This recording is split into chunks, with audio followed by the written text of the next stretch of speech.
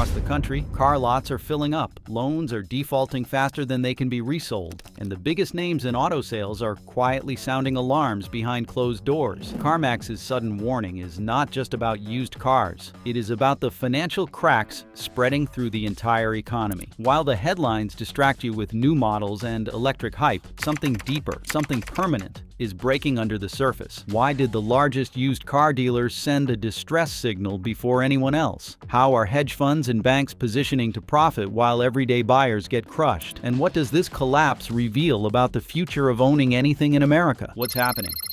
Inventory that once meant profit now meant death by debt for dealers across America. The realization came with a sickening thud. They were trapped. In the aftermath of the pandemic, during the years when supply chains froze and new car production collapsed, dealerships had gone all in. They had bid up used car prices to absurd heights just to have inventory on the lot. They paid record sums at auctions. They bought vehicles sight unseen. They locked in massive loans, called floor plan financing, just to keep cars flowing in. It worked for a while. Desperate consumers, flush with stimulus cash and terrified of shortages, had swallowed the price hikes. Trucks that once retailed for $35,000 sold for $50,000.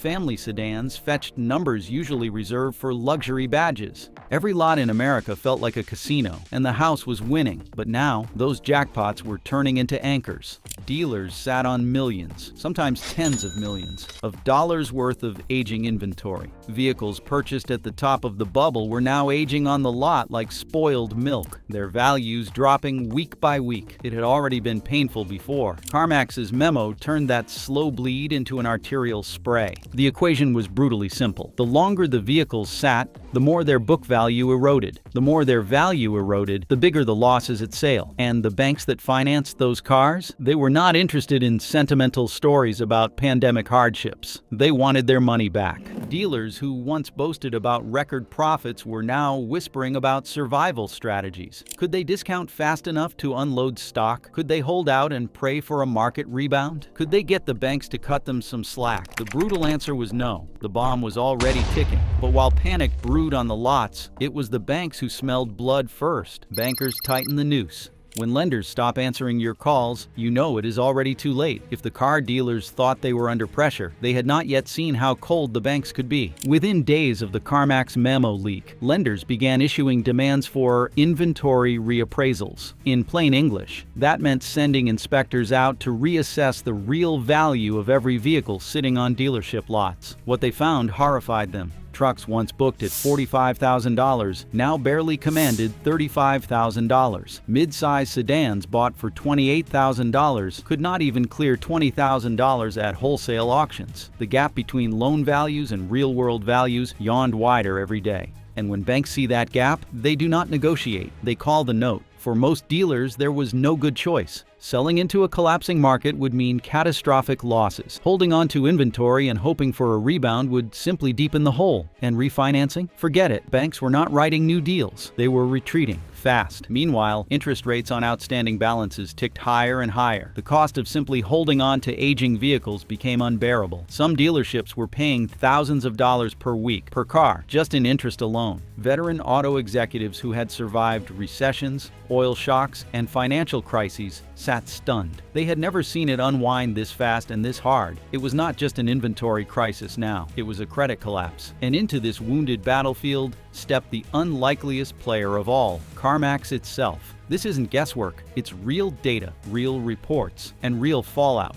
If you want facts, not noise, smash that subscribe button. Carmax floods the market. The empire that once built the used car boom became the arsonist burning it down. It started quietly, like most disasters do. A few larger auctions saw an unusual spike in inventory. A handful of wholesalers noticed premium trucks and luxury SUVs suddenly going for bottom dollar bids. But by the time the industry caught on, it it was already too late to stop it. Carmax, the empire that had ridden the used car boom to historic highs, had shifted its strategy almost overnight. Facing slowing retail demand and an internal forecast of continued value declines, Carmax made a brutal decision: offload inventory at any cost. They began flooding auctions across the country, moving thousands of vehicles out of their retail pipeline and dumping them into wholesale market. Pickups that had once fetched $60,000 just months prior were now struggling to get offers above $40,000. Three-row SUVs that once commanded long waiting lists now languished unsold, their prices cut in half in some cases. It was not just the volume that shocked the industry, it was the speed. In just a few short weeks, regional auction prices cratered to multi-year lows.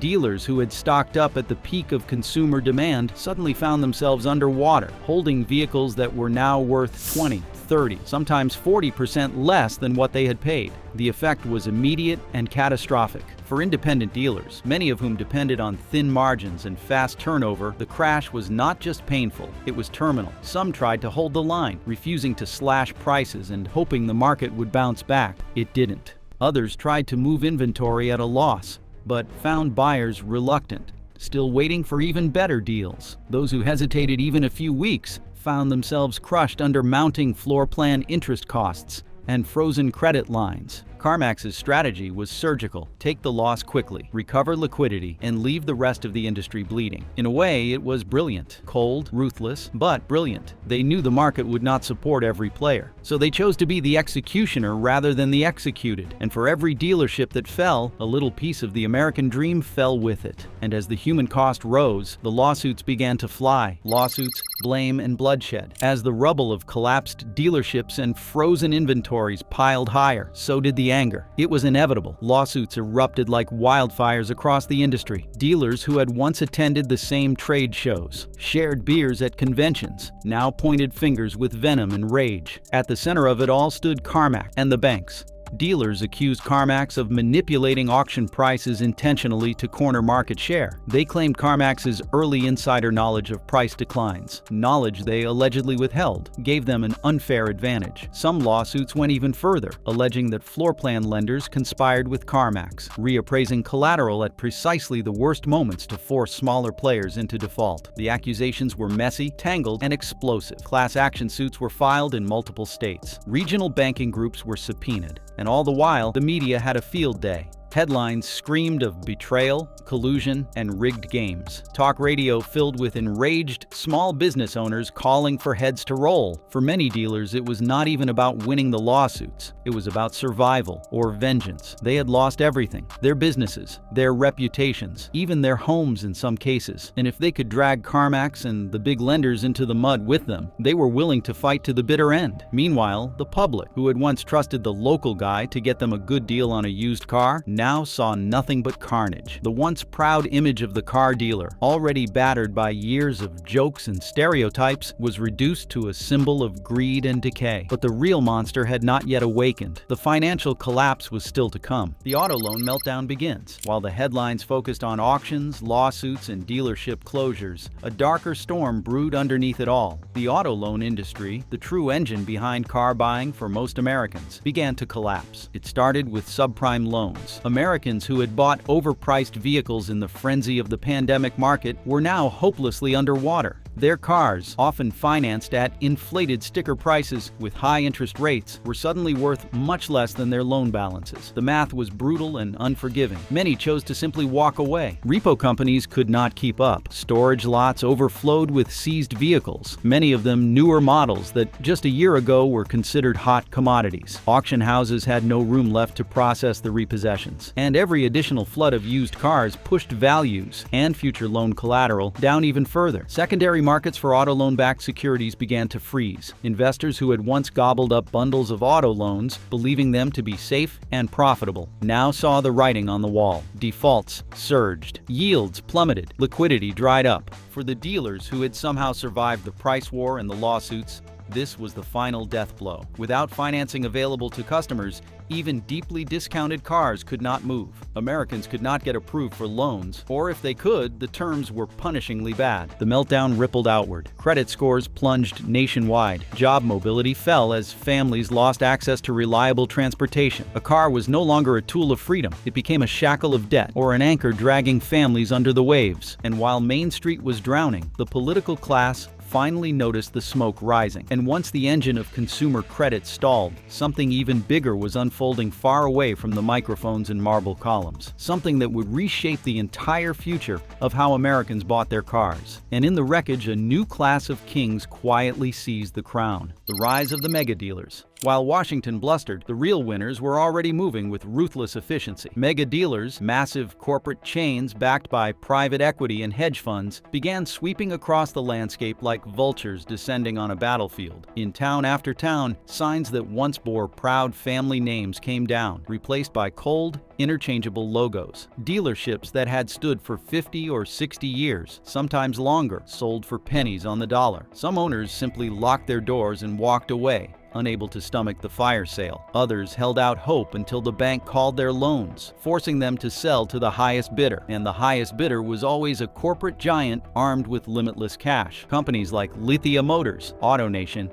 and newly formed mega chains gobbled up real estate, inventory, and customer lists. Hedge funds, too, smelled opportunity and dove into dealership ownership with the same enthusiasm they once reserved for tech stocks and distressed real estate. With scale came homogenization. Car buying, once a relationship-driven experience, turned into a sterile, algorithm-driven transaction. Local salespeople were replaced by online chatbots. Loan officers who once knew families by name were replaced by call centers overseas. Every dealership started to feel the same, whether you were shopping in New Jersey, Nebraska, or Nevada. Choice shrank even as the number of vehicles on lots seemed to grow. Cars were priced not by local conditions, but by central algorithms designed to squeeze maximum profit. Negotiation became a relic of the past. Financing terms tightened. Service costs skyrocketed. For consumers, it was death by 1,000 cuts, higher prices, fewer protections, and absolutely no room for personal relationships or human understanding. You were just another entry on a spreadsheet, another opportunity to maximize revenue per transaction. But for the average driver, the worst betrayal was yet to come. Price shock returns. The great hope after the crash was simple: falling car prices. Customers, battered by years of inflation, high interest rates, and economic uncertainty, believed that finally, they might afford a decent used vehicle again. At first, it looked possible. As Carmax flooded auctions and desperate small dealers liquidated their lots, prices dipped. Not by much, but enough to give hope. News headlines breathlessly reported the fall of used car prices, declaring it a buyer's market. Families dared to dream of a reliable sedan or an affordable SUV once more. But that dream was a mirage. As the mega dealers tightened their grip, they began manipulating inventory flows. Cars bought cheap at auction were held back from lots. Inventories were restricted, carefully rationed to keep supply low and prices artificially high. Meanwhile, loan rates soared as lenders, spooked by the collapse, tightened their standards and jacked up interest. The result? A nightmare for the working class. A 10-year-old Toyota Corolla that should have cost $9,000 was now $15,000. A 5-year-old Ford F-150, once selling for $20,000, now pushed $30,000. Financing those vehicles at 7% or 8% interest made the true cost even more crushing. The cheap car dream, once the beating heart of American freedom and mobility, was dead. Working-class families, young couples, and first-time buyers found themselves priced out of reliable transportation altogether. Instead, they were pushed toward shady buy here, pay here lots, offering terrible deals at outrageous interest rates. Owning a car was no longer a rite of passage. It became a luxury, one fewer and fewer could afford. And for those already trapped in loans, a second wave of disaster loomed: the repo avalanche.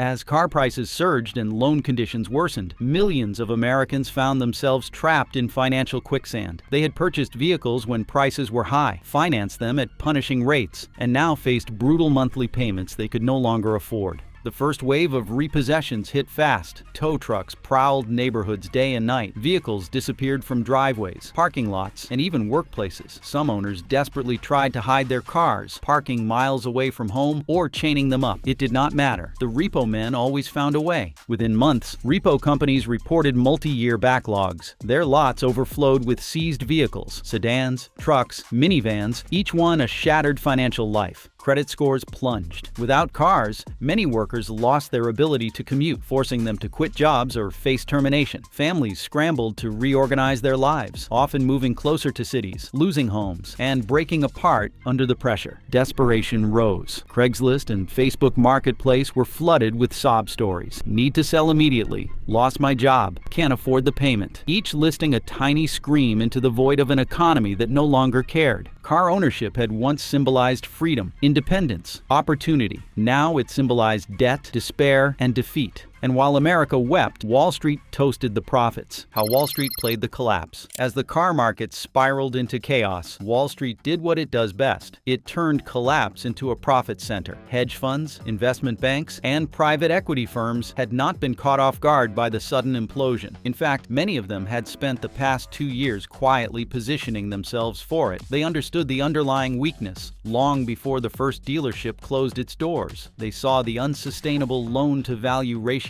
the dangerously inflated vehicle prices, and the shaky subprime lending practices. And instead of warning the public, they sharpened their knives. Hedge funds began aggressively shorting portfolios tied to auto loans. They quietly bet against asset-backed securities made up of bundled car loans, knowing full well that the underlying collateral, the cars themselves, was about to nosedive in value. As default rates climbed, those positions soared in value. Some firms reported triple-digit returns on these shorts, reaping millions, even billions, while middle-class families were having their cars repossessed in record numbers. At the same time, private equity groups moved in like vultures over a battlefield. They scoured the country for distressed dealerships, snapping them up at pennies on the dollar. Many of these firms had no real interest in selling cars. They were interested in flipping the real estate, liquidating the remaining inventory, or folding the brands into massive, faceless conglomerates. Within months, once proud family-owned dealerships that had operated for generations were now owned by nameless shell corporations, headquartered 1,000 miles away. For everyday Americans, the cost was brutal. Layoffs surged across the automotive sector. Once reliable local dealerships vanished, leaving entire communities without convenient options for car buying,